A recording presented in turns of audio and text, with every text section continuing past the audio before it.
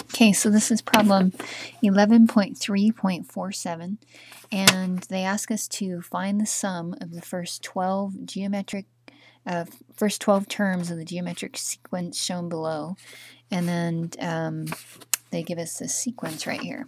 Okay, so they're asking us to sum, and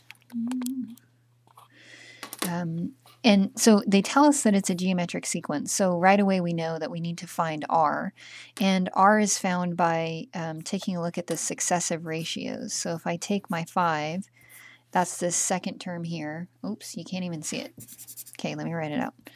So here's your sequence. Negative 5/4, 5, negative 20, 80, and then so on.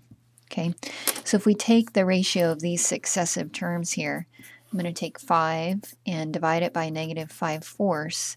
That'll give me r. So this is 5 times negative 4 over 5. 5's cancel and you get a negative 4. Okay.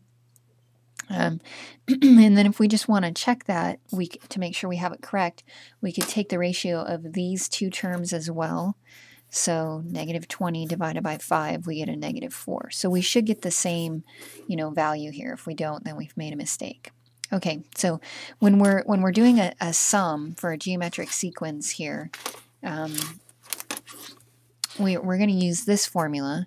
So it's S sub n equals a sub 1 times 1 minus r to the nth over 1 minus r. Okay, and the pieces that we need a sub 1, we need r, and we need n. And n is the number of terms that we're trying to sum. Okay, and a sub 1 is the first term in the sequence. So if we go back up here, we can list these out here. We can see that a sub 1 is negative 5/4. That's the first term in our sequence.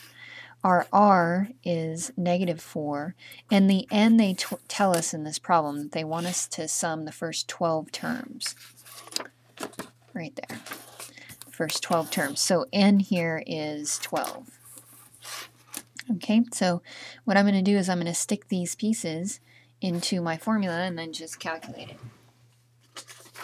Okay.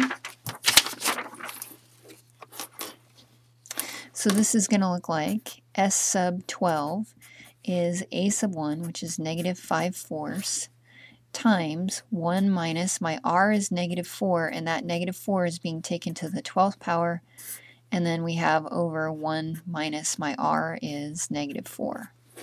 Okay. Okay, so this is negative 5/4 times 1 minus negative 4 to the 12th power is something quite large. Whoa, my goodness.